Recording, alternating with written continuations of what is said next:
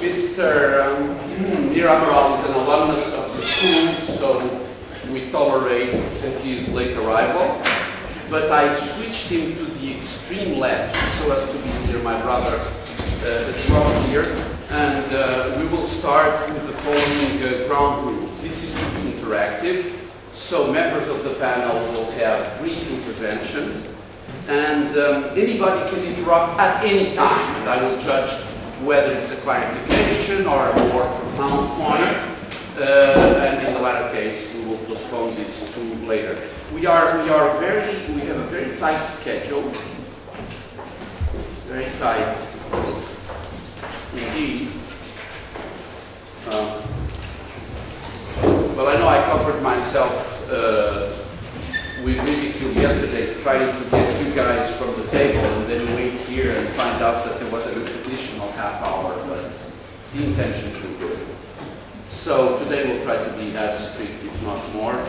And my suggestion is, as I said, to interact as much as possible and to make sure that everybody in the audience has a chance to ask the panel about any questions relating to the conference or to the broader topic of economic policy in Africa, which has of course already been addressed yesterday.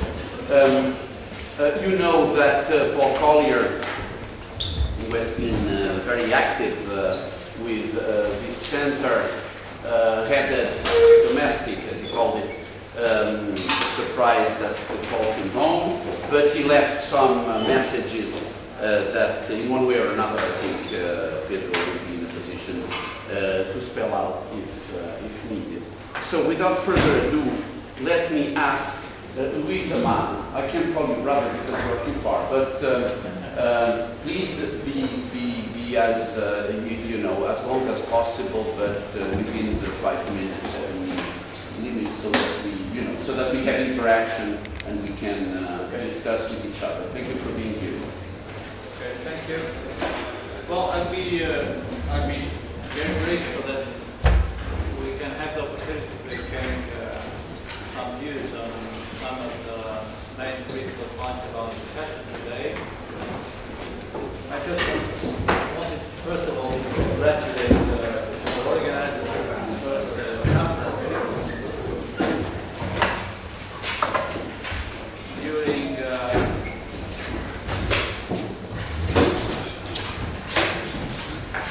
as we know, given the influence, the relationship and deep connections of Portuguese society in Africa, all the events that we can organize related with the subject of relationship with Africa is welcome. During the 90s we had a dynamic of organization from civil society with African events. Unfortunately, much became mainly given the strong commitment to Europe and to European integration. In our society, we didn't have the same approach. And so this initiative, a new one in the academic field, is welcome, and I wanted to congratulate those who were inspired to organize this event. As you know, my background is not an academic background, it's a political background, so I will just give you a short view of what I think in what respect to foreign policy in Africa could be considered, given mainly the dynamic of international events, the geopolitical imbalances, given the very specific situation that we are experiencing these days. Certainly the factors of competitiveness in Africa are there all the time. Institutional capacity, infrastructures, macroeconomic environment, education and health, weak financial market, all these factors will be certainly in the center of every economic policy in Africa if we want to create conditions for economic growth in every economy, singular economy in Africa. But we cannot ignore that the commitment to insert the African economy in the global economy is a slow process which is following its path consistently in the last 15 years with strong levels of economic growth, reducing the poverty and the reinforcement of capacity building and creating conditions for a new dynamic of African economy in the global economy. And one point that I would like to raise with you today is the fact that given the strong dependence, still the strong dependence of African economy from European economies, foreign aid, remittances, imports and exports. But one important factor that I identify in the situation of this crisis is the resilience of the African economy to the impacts of the European crisis these days. Considering the fact that slowdown after the Great Recession of 2009 was considerable,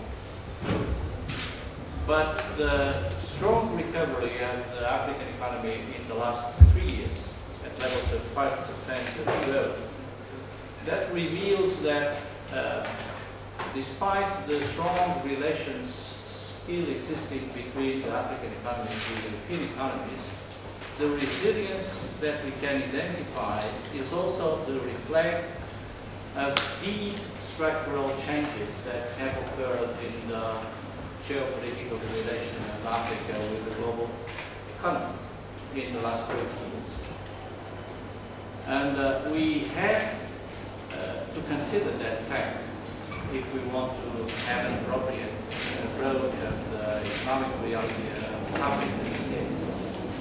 The deep changes in the insertion of African economy in the global economy after the end of the Cold War and the geopolitical impacts of the changes that we experienced in the international system during the last 20 years is something that we need to focus. Well, I'm speaking basically upon my political experience of dealing with Africa in the last 15 years as acting development minister or foreign minister. But I would like to stress these points. First of all, we must consider that after the end of the Soviet influence and a certain retreat of the West in the relationship, strategic relationship with Africa, we have new actors, we have new strategic partnerships, strong strategic partnerships evolving in the relationship with Africa, and we have for the first time a strong experience of ownership in the African elites in dealing with the development problems of their respective societies and economies. The new actors, the new structural strategic partnerships developed in the last 10 to 15 years. And this strong commitment of the elites for the first time in a true post-colonial era to control the destiny of their own societies. This is a completely new reality, mainly for those who in Europe in the past with strong colonial ties with some of those societies should identify as a decisive and critical framework to preserve some relationship with Africa. And in that perspective, I would stress that this external impact of the deep changes in the geopolitical landscape in the last 15 years had some strong influence in the relationship in the internal of the continent dynamics. And the geopolitical internal dynamics of the continent, mainly on the security challenges and on the development policies through more integration and more capacity to control the relationship with the state building and the preventing of conflicts, the managing of conflicts through the African institutions. This is also something that we cannot ignore anymore. So we have a new strategic reality in the defining of our policies related to development in Africa. And this geopolitical context is determinant to impress the conditions of relationship with the different actors all over the continent. So I would be open to deepen some of these considerations once the president of this roundtable is very anxious to cut me so I satisfy your anxiety. Just okay. But you do realize that 7 minutes have passed. Yeah. So it's not my anxiety, it's there. Anxiety is there. Dear sister, Luisa, please, 7 minutes. Thank you very much. Good morning. I would like to start by thanking the NOVAFRICA Center for Business and Economic Development for this conference and also to this roundtable. And I feel very honored to join the other colleagues from the panel and discuss the economic policy in Africa. In Africa, we are almost 1 billion. We are very close to 1 billion. And from this number, 50%, more than 50% are poor. Any economic policy has to take in consideration these figures. We are almost 1 billion and 50% poor, and growing the number of poor people. So when we discuss development in Africa and economic policy for development in Africa, we have to discuss also the poverty reduction strategy. We have to include in the economic development issue of poverty reduction. Otherwise, we will be talking about developing around 40% of the people and leave aside more than 50%. So we have to include. In order to have this conclusion, it was difficult to convince the international partners that to discuss development in Africa means to discuss poverty also. And it was difficult to convince the international partners that the strategy to combat poverty should not be implemented in a separate manner from the development strategy. We have to include both of them. Because we cannot talk about one school where we have a classroom for kids that come from poor households and another classroom for kids that come from non-poor households. We cannot build schools for poor and build schools for non-poor. So we have to include both policies and development. And it's very complex. So I remember until 1989, we had a very good friend of Africa, Reginald Green, coming from UK. They used to come to Mozambique, visit Mozambique and say, well, from my studies, seems that you are around 99% poor in this country. And it was true.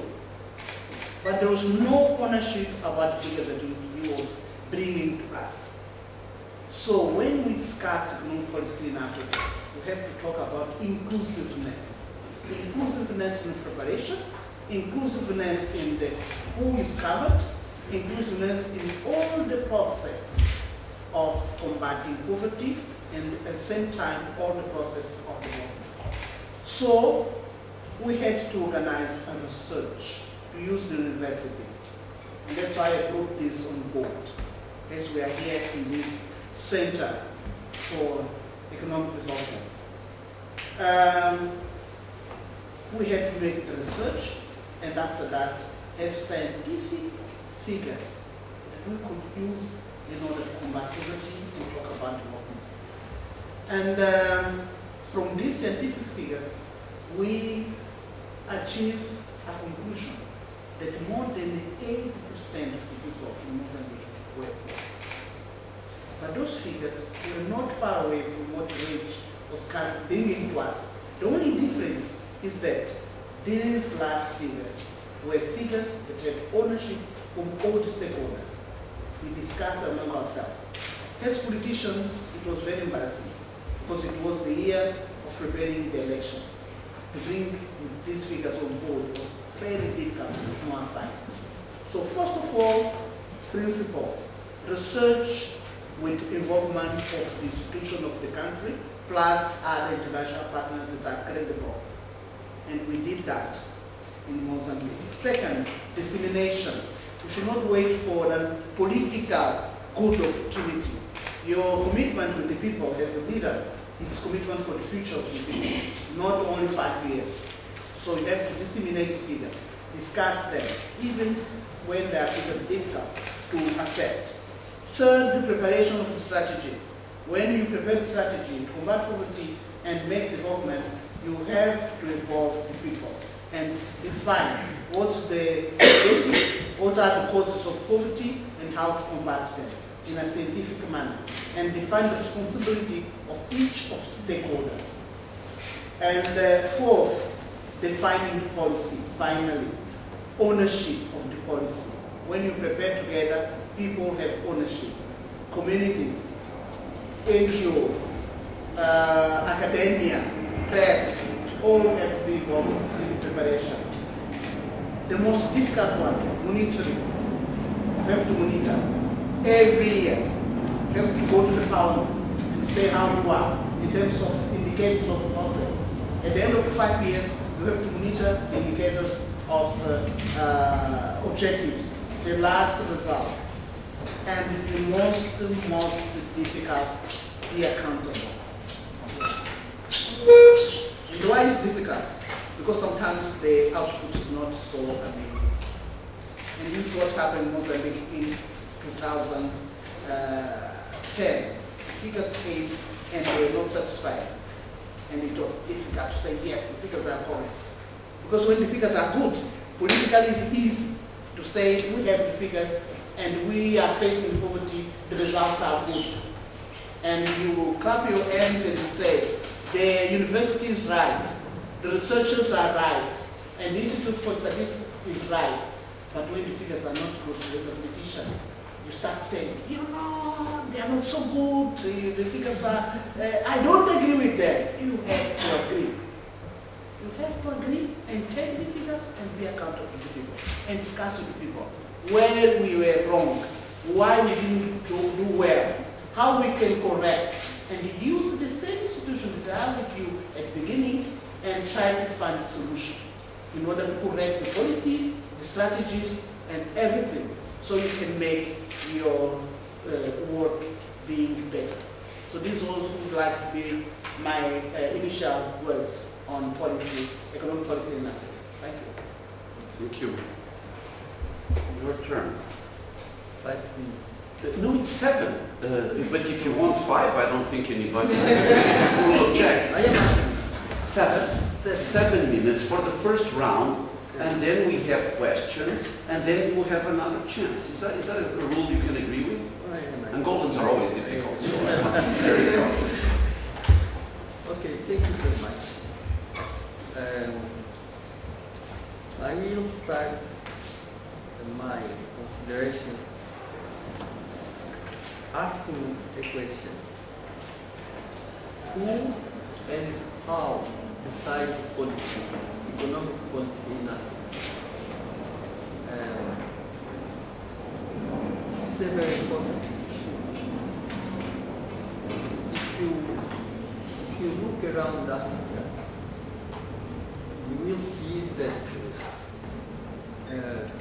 policy issues, economic policy issues, are decided by a few, some few people.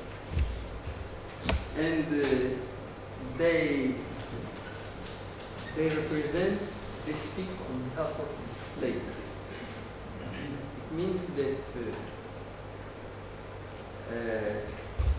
we have to be sure that when something comes out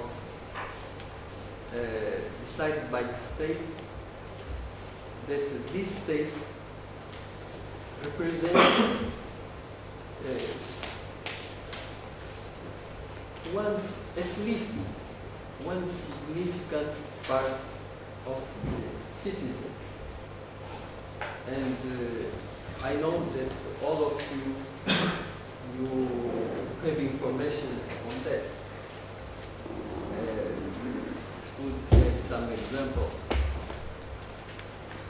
You can compare Botswana and the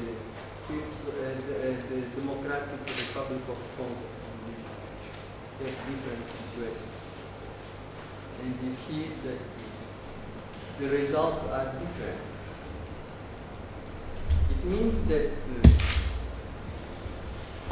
in terms of economic policy, one has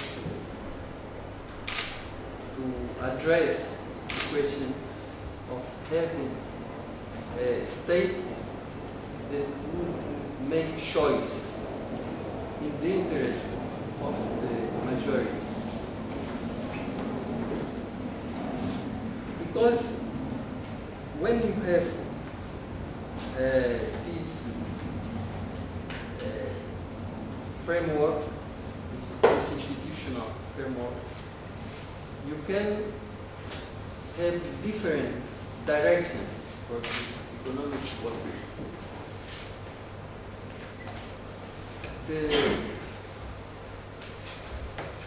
We could think that it is expected that economic policy is aiming at the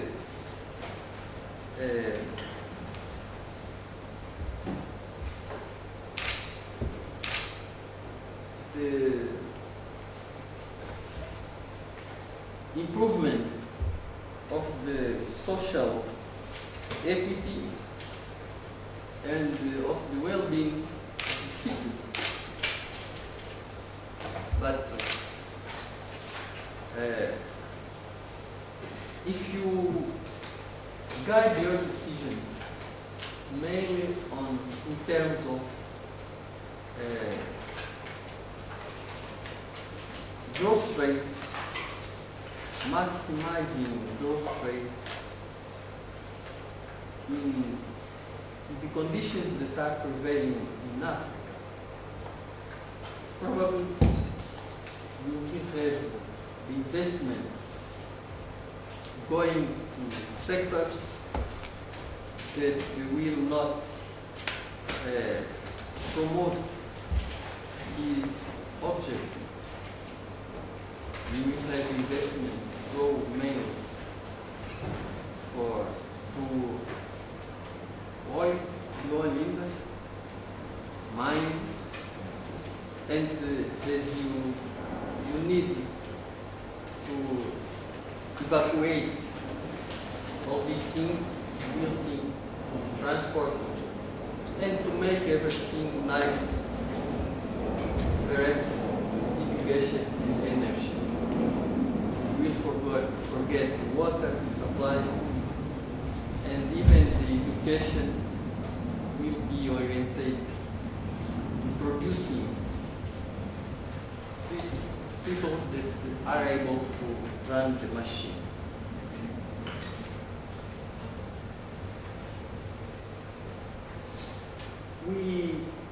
We know that since the independence, all African countries have carried out economic policies. And sometimes, in a very disciplined way, think about the strata adjustment policies promoted by IMF and World Bank. And after all this, where are we in Africa?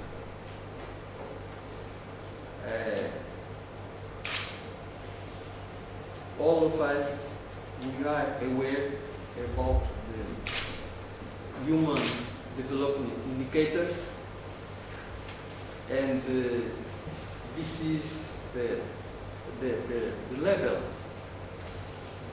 that these indicators show.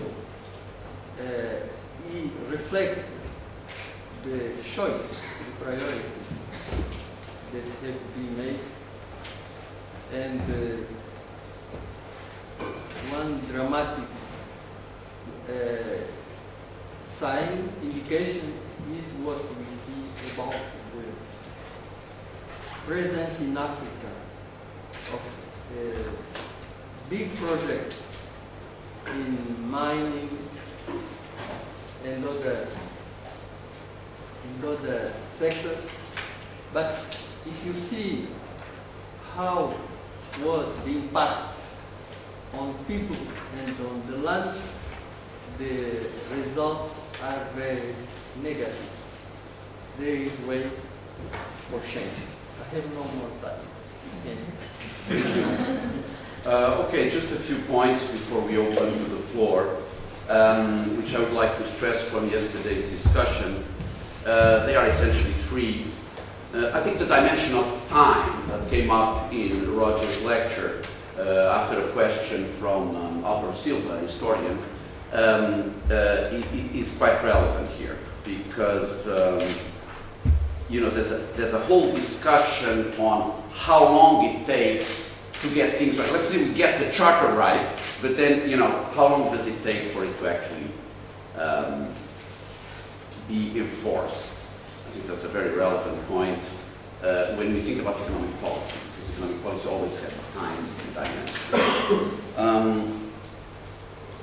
One point I wanted to stress here after mentioning time is perhaps too obvious, but let me mention it anyway. It's space. I mean, the center here is called Africa. Now, what is Africa? You addressed that in a very cogent way. Africa is only seen as something well-defined if you see it from very far away.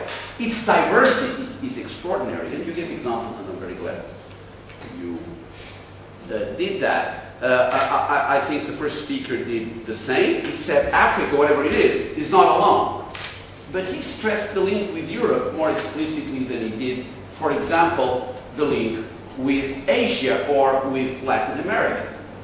In some work that we've done at NOVA, we have contrasted the pattern of foreign direct investment of China into Africa to that of OECD countries. And surprise, surprise, human rights, blah, blah, blah, don't play any role. But what plays a role is that Chinese FDI pays more attention to growth and less attention to the openness of the economy. So exactly the kinds of differences that you could rationalize, but they were a surprise to us after the usual controls. So Africa is part of this geopolitical balance that was mentioned. I think we should certainly introduce Latin America, China and of course the whole issue you spoke about, some ancient ideologies. I think the South-South is another one that should come, because South-South trade and South-South cooperation is now becoming something serious, something actual, and we'll have examples of that. And the third point is institutions. I think in that regard we should come back to what Katja said right at the beginning of our proceedings, that NOVA Africa tries to encompass the private sector. We want to be sure that we know what private sector means, and that's researchable. But in any event, we cannot do without. I just came across a recent newsletter, known to all of you, but September 2012, DCED, who knows this acronym? Donor Committee for Enterprise Development. Now that's new. Instead of the bureaucrats at the DAC, the Development Assistance Committee that has existed at the OECD since time immemorial, now you have a donor committee for private sector development. And you know, there's research, there's a lot of activity, so I think we can't forget the private sector. And if I may add, it's not enough to just mention it's important. We have to understand in which way it is important. There's a lot of diversity there as well. I believe that when we talk about institutions, the first and foremost point is the one you mentioned. This is data. You know, this was the point that, of course, as Roger mentioned, was absent from his presentation. He said, I think, 10 times that he was a theorist, and therefore, well, data, yeah, fine, but it's another department. I'm expecting that you will, in one way or another, react to this, but you don't have to. So the data, and there you, when you were speaking, I thought you were talking about Portugal, frankly speaking, in the last 24 hours, because there's this idea about the data, what you do about it. So that's a very fundamental point. But institutions are more than data, they are interpretation of data. And in that regard, in your first intervention, you spoke about peer review, and especially the African peer review mechanism. Now, that goes back a long way when we first met. This African Economic Outlook that the Deputy Minister of Foreign Affairs, a successor in some respects to Luis, who was in his position way back when. This has been a vehicle of data dissemination coming from an institution that is the mother of peer reviews. You know, the OECD analyzes policies in a very specific, committee-intensive way, and then gives advice. And there is now an African peer review mechanism. And Luisa was very eloquent in saying how serious it was. What's the problem? Which, of course, has been diagnosed. The son is always better than the father. Well, but there is a problem with the son. There are not enough peer reviews. You know, the IMF, the European Commission, and even the OECD, who is fairly slow, they do dozens of peer reviews. Those are taken so seriously that they are like PhDs. So this is my question to you. Are you going to speed up those peer reviews? So it's not a question of its effectiveness, which is the example she gave about Kenya, very, very strong and important example. But this is, in a way, how can it become sufficiently fast to make a difference to policy making? And that's my question. As you can see, I have hidden, as a moderator should, all of my own views, but I have also given you some opportunities to disagree. And that being said, I open the floor. Who would like to be first? I think it should be one of you guys get first, especially because of Paul here. Pedro, why don't you say something, you know, from the heart?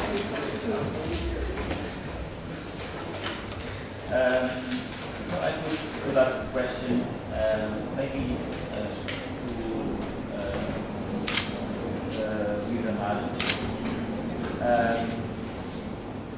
So, in recent years, of course, we have seen the emergence of Africa with a higher voice. I think Portugal has a clear role in terms of mediating that process and be part of it. So I think you could tell us a little bit about how you see foreign policy for Portugal, specifically with respect to Africa, and specifically in this context of moving blocks in terms of strategic blocks in the world. Thank you, Catherine.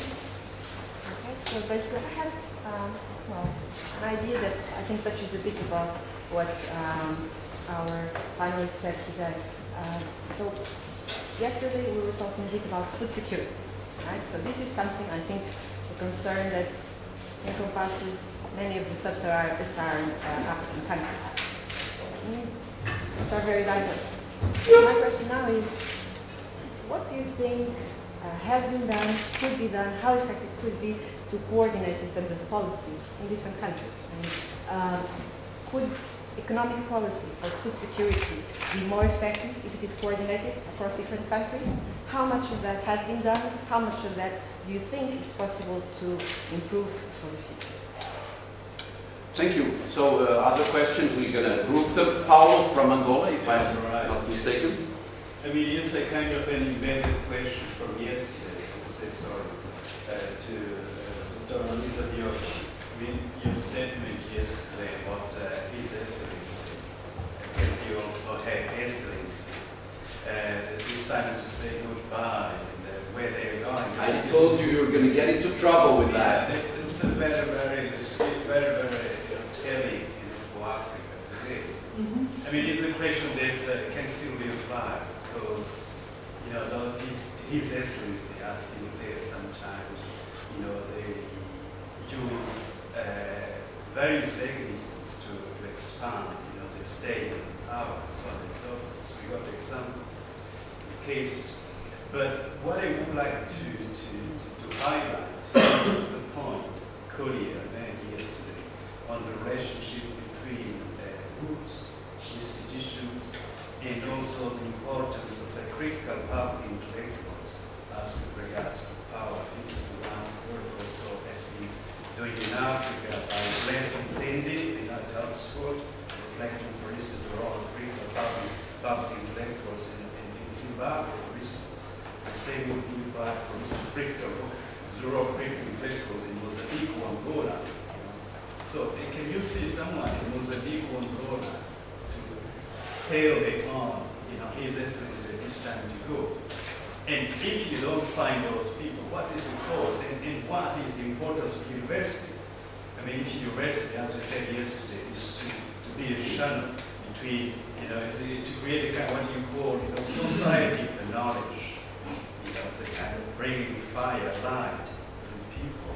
See, what are the role of universities? You can find people who are able to tell his or her excellency that it's time to go, clean up, and leave the place to the others.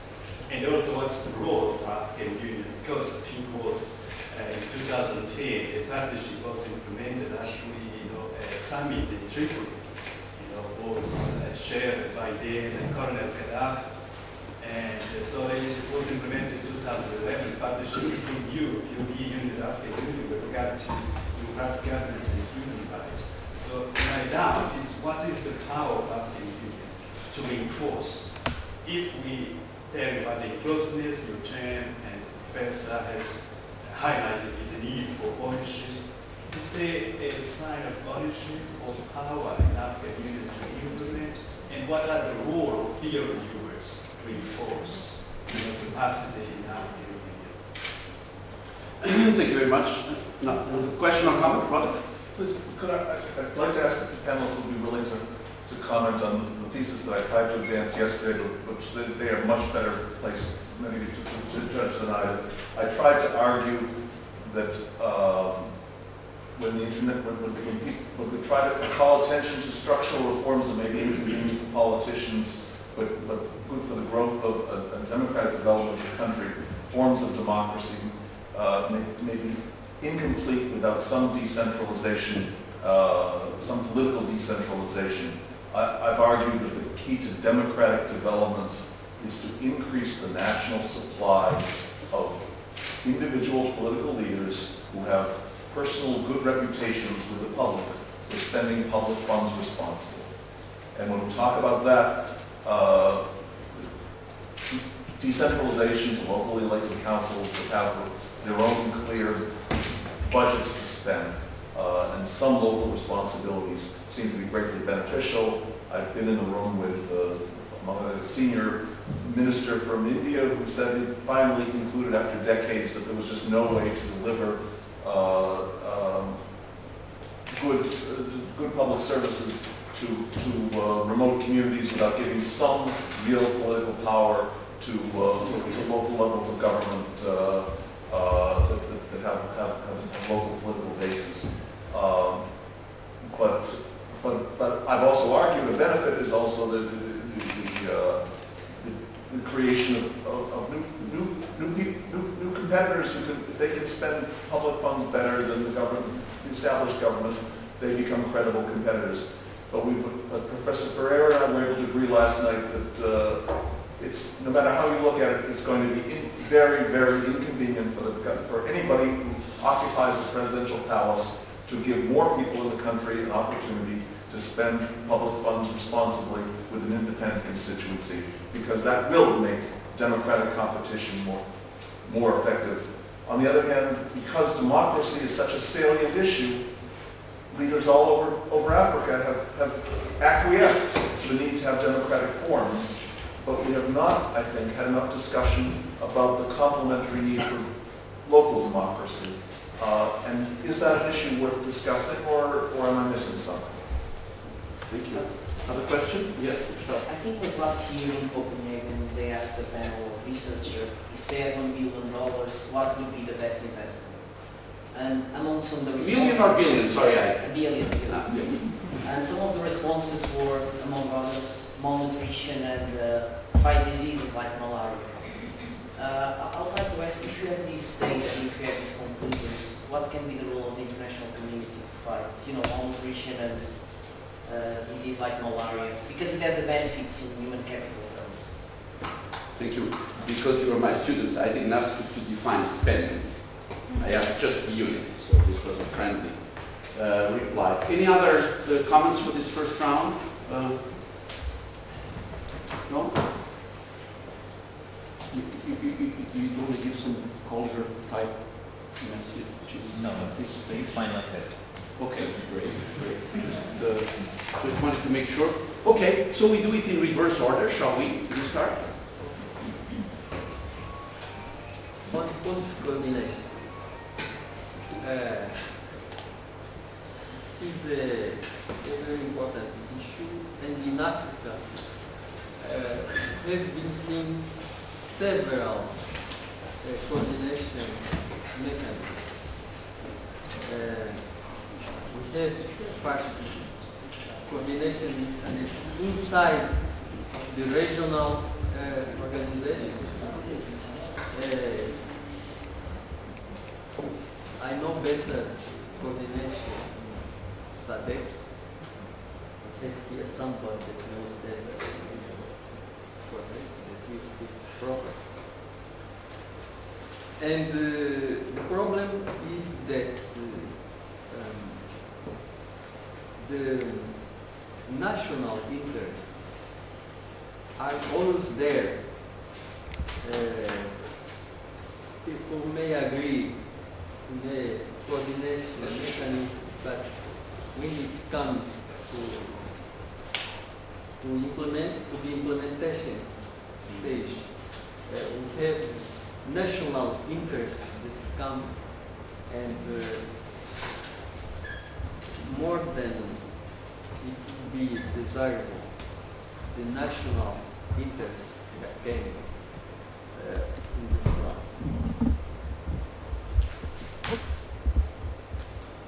His Excellency's time to go. Yes, this is in order of the day in several countries in Africa.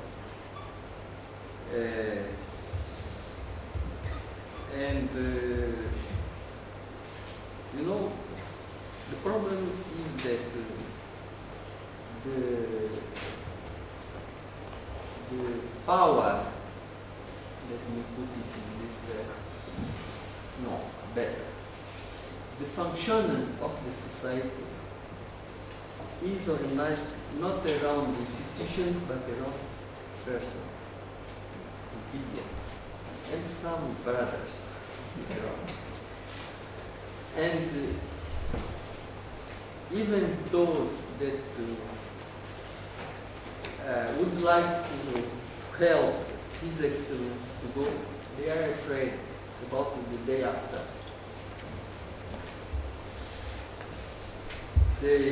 Because many that are around His Excellency, they are quiet because His Excellency is there.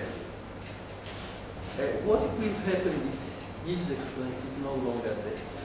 Perhaps many of those that are around His Excellency will become to move each one in one direction, and there is a risk of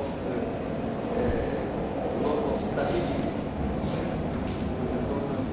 That's why you will see around His Excellency persons that you find that this one will push to His Excellency to go, but we don't see them to do that because there is the risk of lack of stability.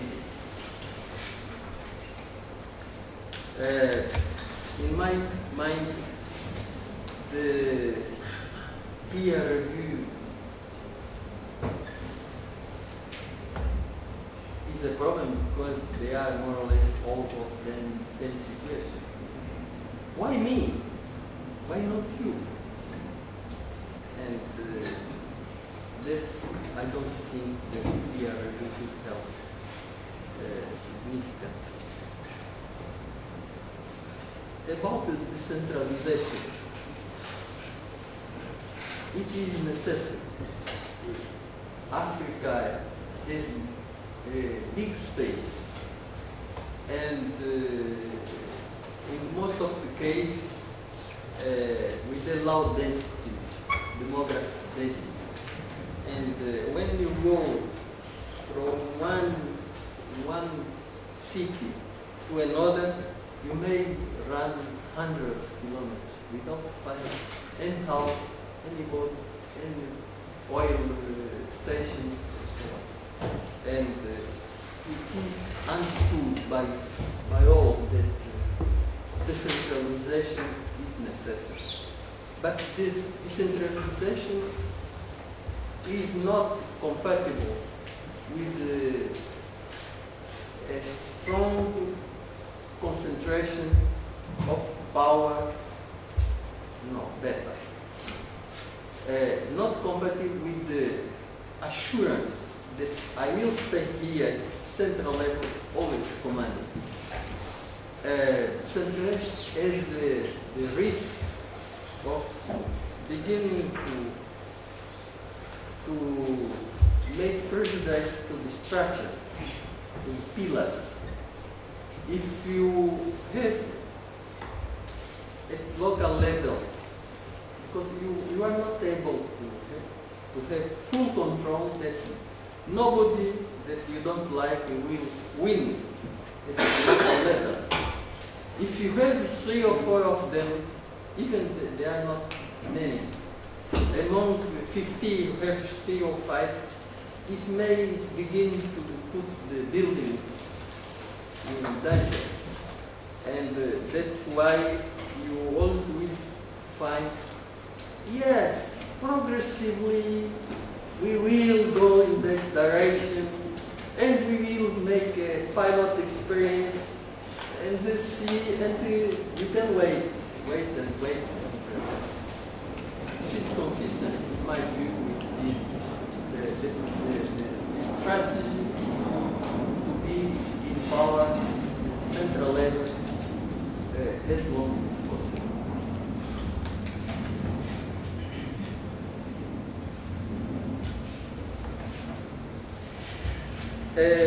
On other issues, I think that what I have said before is not enough. I would like I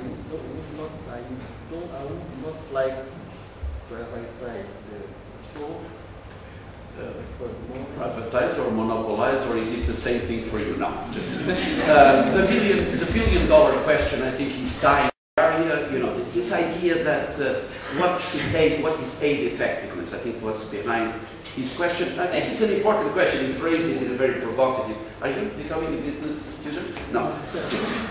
Very provocative way, and I think we should give him some answers. $1 billion, billion euro, billion SDR. If I had $1 billion, not for myself, but public budget or from the national head, I would, of course, take perhaps 25% for infrastructure. It means roads, but not those roads that are across all the country, but those roads that help people where they are after producing, take their produce to the next point to sell and to buy what is necessary for him to continue to produce and for the other needs. I would take 10% to improve water and sanitation. Because in this way we would have a very big impact in health. Then I would take another 10% to improve the capacity of the communities to make good use of their potential. You have already understand that I am defending not down top. Top down. No, Yeah. down. Not top down, Not is down. bottom up. Yes, bottom up. Bottom up is this. Bottom up. Because I think that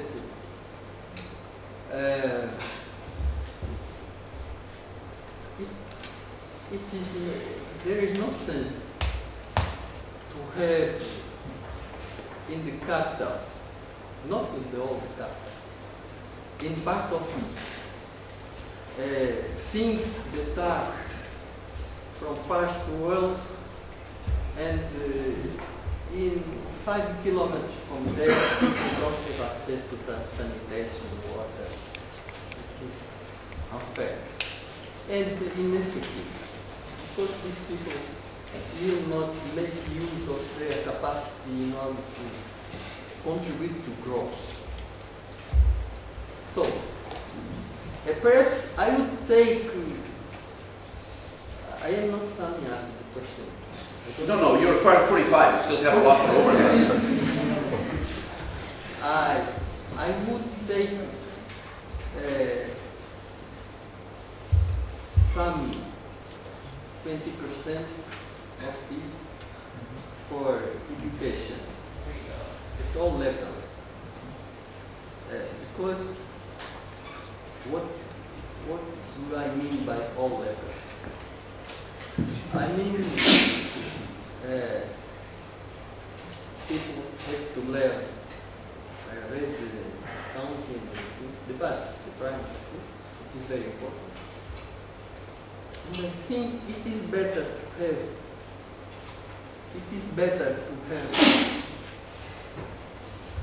almost 70–60% parents, 90% of people, all of them that have the basic education,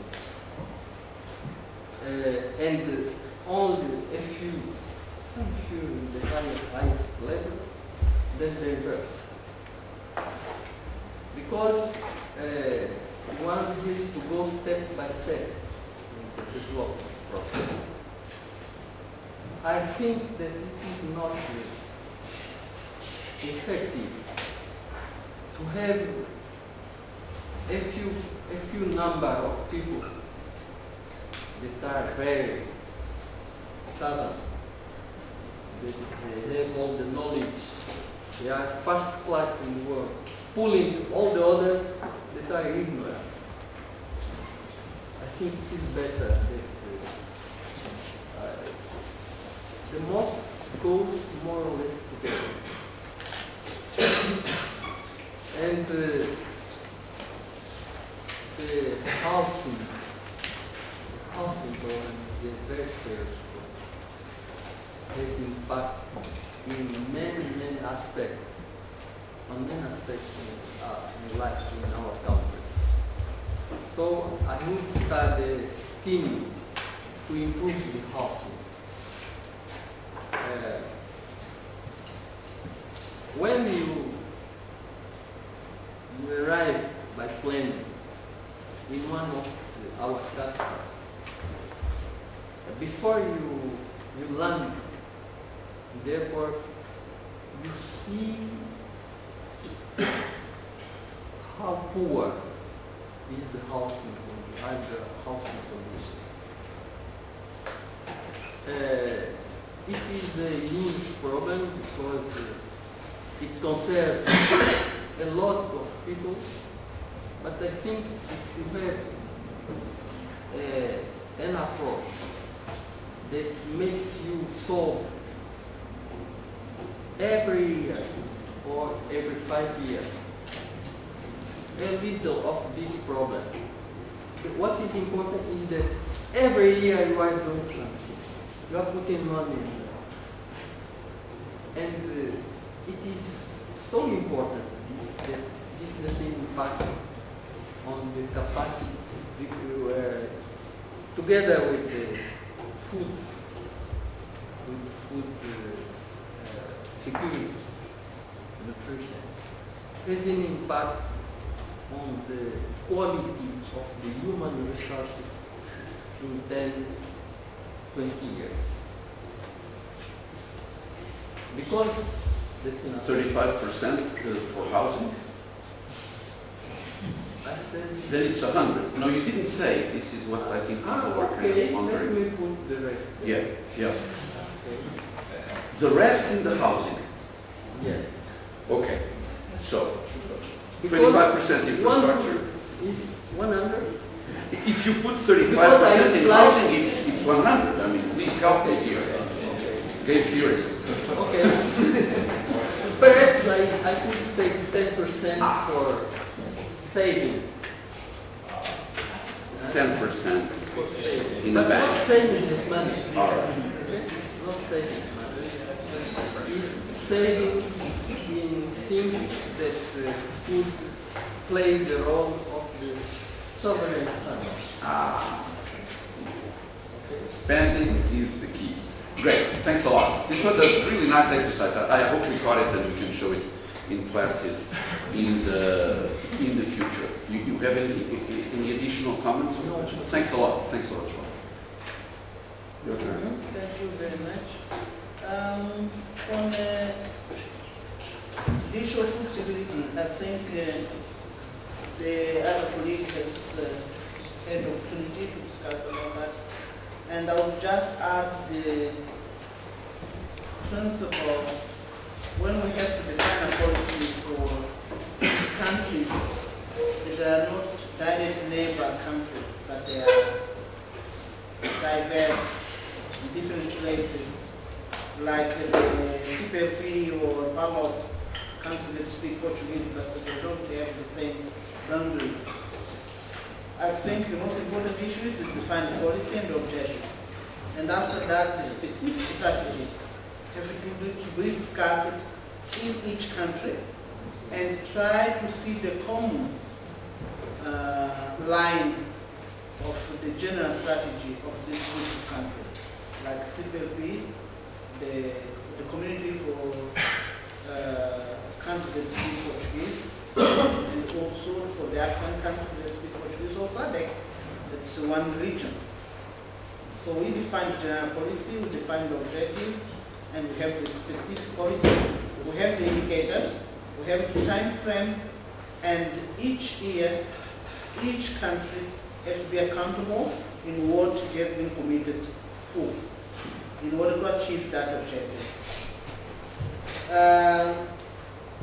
I will leave this issue of excellency. It's time to say goodbye for the end. Because maybe it will not be possible to comment looking to the watch. But I know him. He will leave time for me to do that.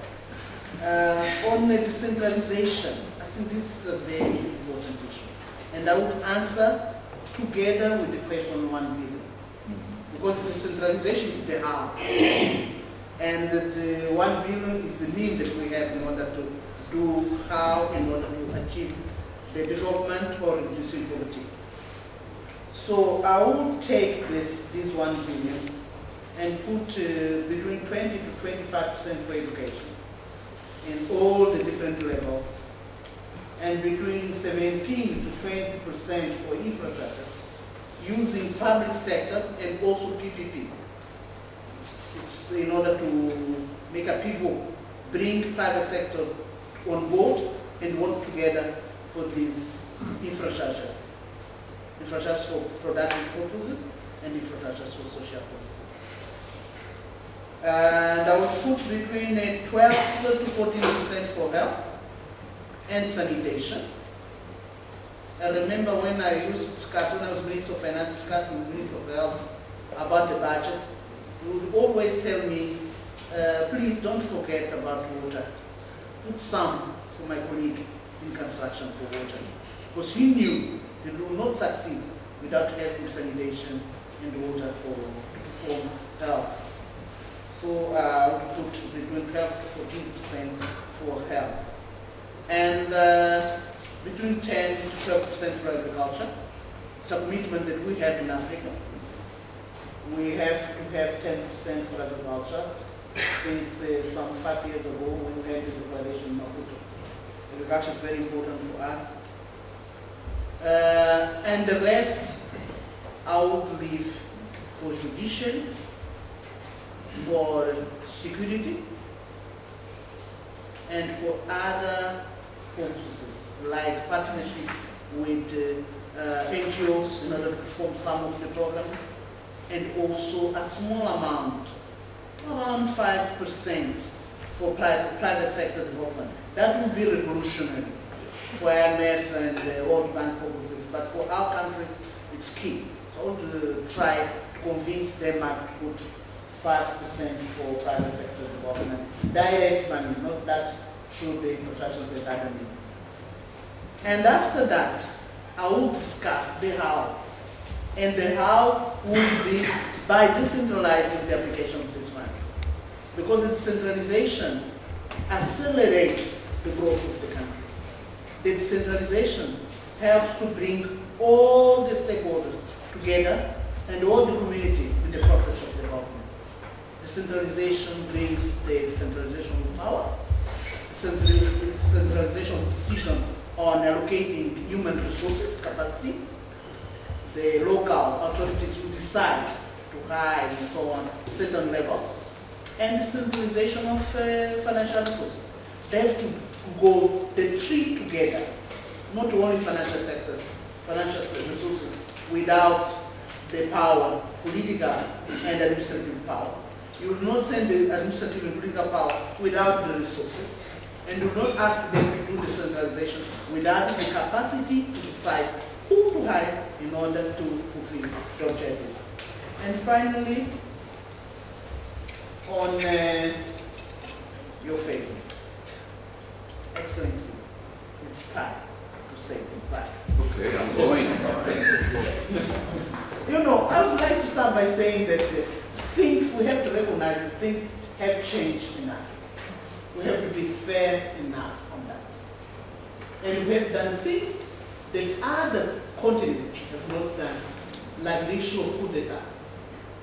If you are leading the country through the coup d'etat, it will not be member of the African Union. That's why Madagascar is still in problem. They cannot perform in the African Union. This is one of them. The second, conflicts. We have reduced a lot of conflicts in the continent. And this is not easy. It came because of the change of leadership, new leadership in Africa, new phases of leadership in Africa. That helped a lot. Third, the commitment on growth and improving the social indicators.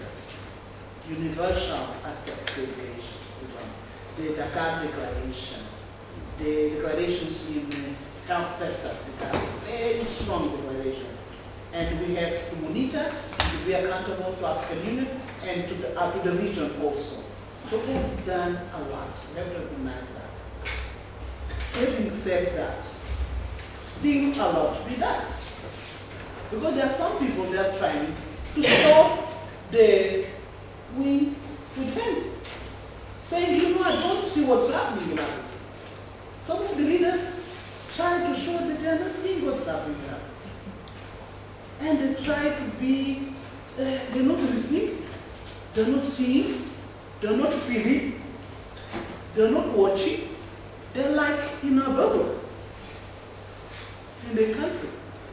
And you know what the people do now, they don't go to vote, and sometimes they vote in order to say, you will be happy. We are not happy, but we're voting you because we know that if you don't vote, you pay very expensive. That's why they vote.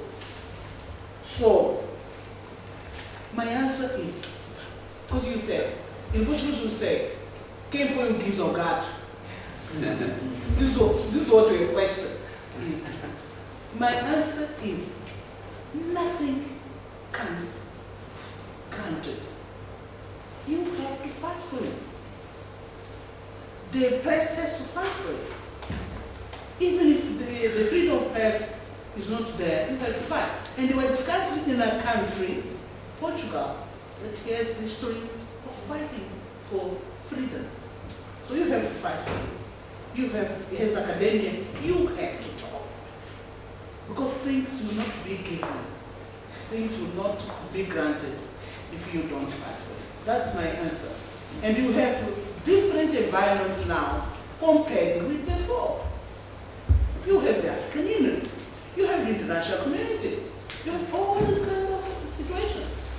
In the region, we have the example of Joyce Manda. 1 week before she became president, I had a meeting with her in South Africa. And after that meeting, she said, my sister, I don't know if we're going to meet again. That was goodbye. 3 days later, she was president. When she told me, I don't know if I'm going to meet with you again, she thought she was going to be killed. But you know, my father used to say, you are not a god, you don't decide about the life of the others. You can go before the others. This is what happened in Malawi. So 3 days later, she was president. But she was fighting for that years and years. She was, how do you call expulsa? Expelled. Expelled from the party.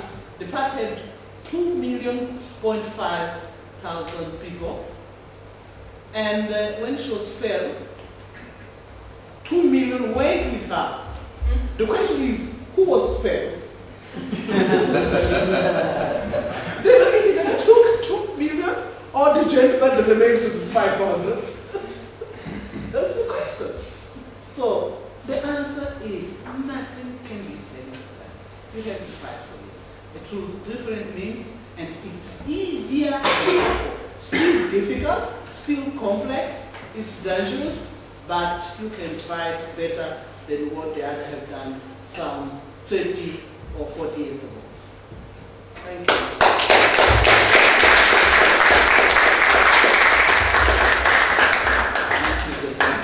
For your sister who became president. Well, I would like to stress some of the points that Luisa did express so eloquently. Because in my view, the perspective we Europeans and Westerners approach African reality sometimes is quite different by our own Western glasses, and we don't take in consideration the African reality, the time, and the history of Africa, and the fact that indeed the geopolitical game did change dramatically in the last 20 years. If we look back 20 years ago, we had a completely different game in Africa. On security, for instance, the logic of global security of the world was completely different. And Soviet Union was a strong force on the ground, and the Western positions were very much determined by the threat it represented in the global geopolitical game, the presence of Soviet Union forces in Africa. This was only 20 years ago. So, in the last 20 years, the end of Soviet Union, followed by a certain retreat, a certain lack of interest of the West, Europe and the United States in the same strategic way we did interest, we had interest in Africa in the last decade, created a certain void, and you have to understand the emergence of a completely new, different reality. I was development minister in the end of the 90s, and then I came back again as foreign minister in the last 5 years, 6 years. The landscape will change dramatically on the strategic dimension. And you need to consider this emergent reality in the geopolitical game in Africa. You have new actors, strong new actors. China certainly, but also India, but also Iran, but also the Gulf countries and the Islamic dynamic in Africa. You have Latin America, Brazil, developing a strong South-South Atlantic relationship with Africa. And in a certain way, you have Africa in the new geopolitical game, which this global crisis is clearing. You have really a huge geopolitical tension in the continent, a civilizational tension between the north and the south, certainly, but also between the Atlantic system and the Indo-Pacific system. In the global economy, these are axes of structuring of the global economy that we cannot ignore. So the kind of approach that West, and particularly the Europeans, have to build in the developing of relations with Africa have to be changed. And in a certain way, that's why I think Pedro raised the question. We did understand that in the last decade and tried to intervene in the developing of a new strategic approach of this new reality, the defining of new partnerships in Africa. And for the first time, the strong ownership of the process by the Africans themselves and its elites and the new leadership and the completely different environment that was created by that ownership process has something that we cannot ignore. And that's why Europe, in a certain way, did evolve in the last decade from a model of relationship very much dependent of the colonial rule, very much dependent on the bilateral relations of each of the colonial European powers with the specific countries under the same relations, to a more integrated paradigm of relationship at European Union level. And that reinforces also the idea that in this ownership process, you have certainly the commitment of the elites, of the African elites in their societies, trying to control the development process, the political processes, and face the huge challenges they face internally. Once they have to deal with a very complex and a very serious process of a state-nation building process, which is a very complex, we know in Europe, this is the main legacy of European colonization in Africa, but the state-nation in Europe was the result of a huge confrontation, historical confrontation between nations. And it was a game of force, of strength, which was not accepted in its completely development by the African elites, because the declaration in the beginning of the 60s of the Organization of African Union, which was assumed also by the African Union responsibles, did refuse the idea of fight for order. And that fact, in a certain way, imposed a certain tension in the interior of the borders. And some of the social conflicts that we have seen in Africa in the last decades is certainly also the result of this frozen of the tensions in the border, because they were assumed at high level by all the rulers of Africa and also by its institutions.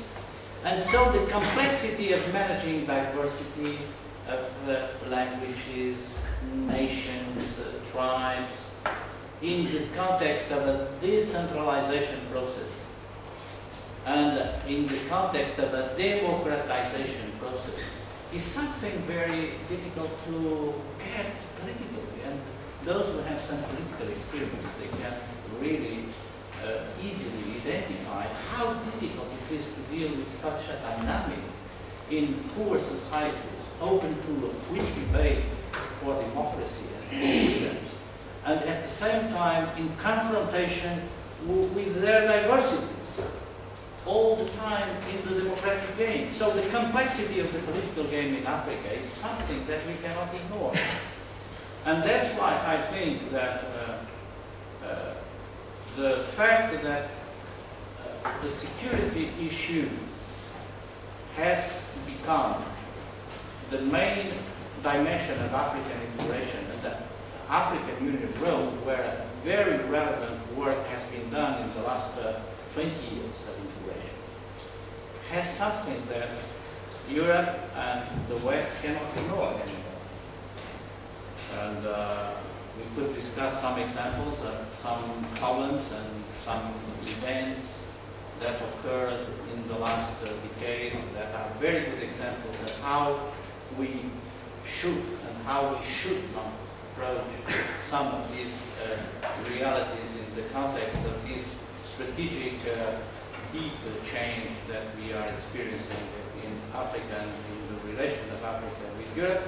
But still, I think that if really we can commit ourselves to a strong partnership with Africans on the basis of common interests, but with new rules in what respects the dynamic of insertion of Africa in the new global economy, I believe that we still can work on developing strong relations between Europeans and Africans for the future in this century.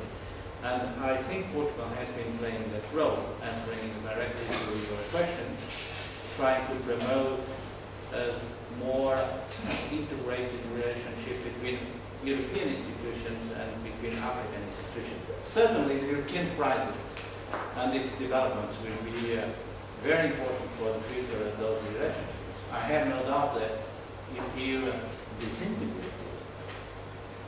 in the development of this crisis, the impact on the relationship of Europe with Africa would be tremendous. It would be tremendous for African experience of integration itself, but also for the future of our relations between Europeans and Africans.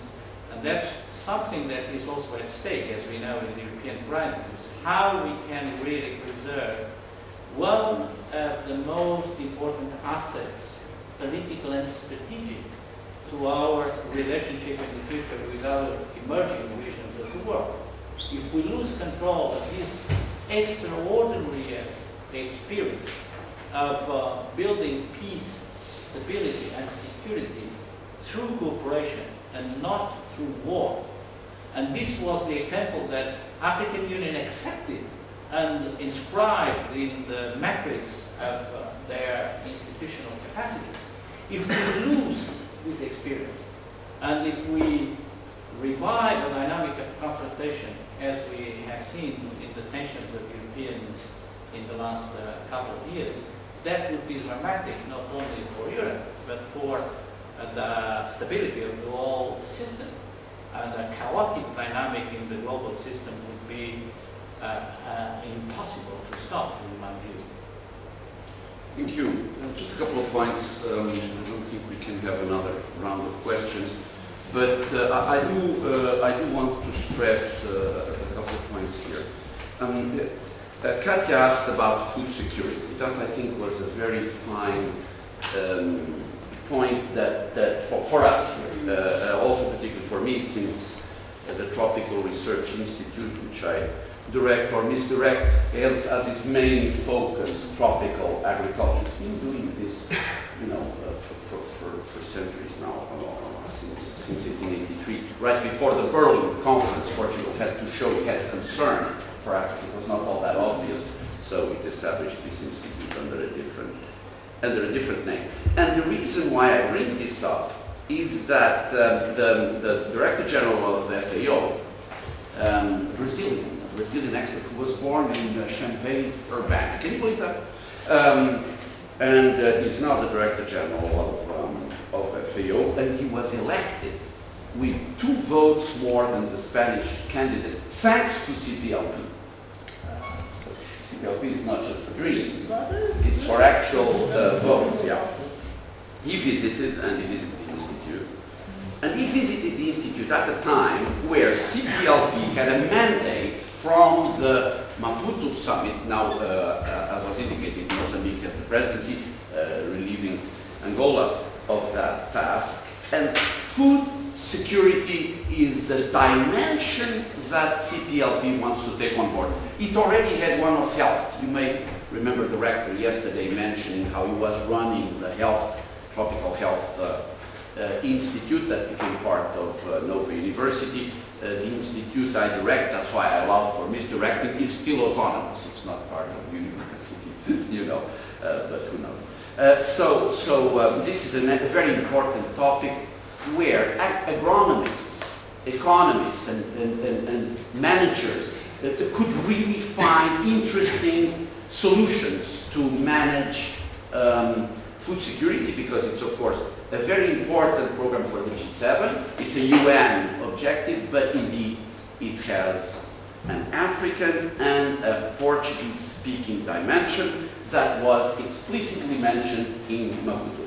So thanks for bringing that up. It also helps us understand something which everybody in the panel alluded to. Let me give you an additional concrete example, which is the role of South-South cooperation. I had mentioned it at the beginning. The best example is precisely what underlies food security, namely the ability to produce crops more efficiently.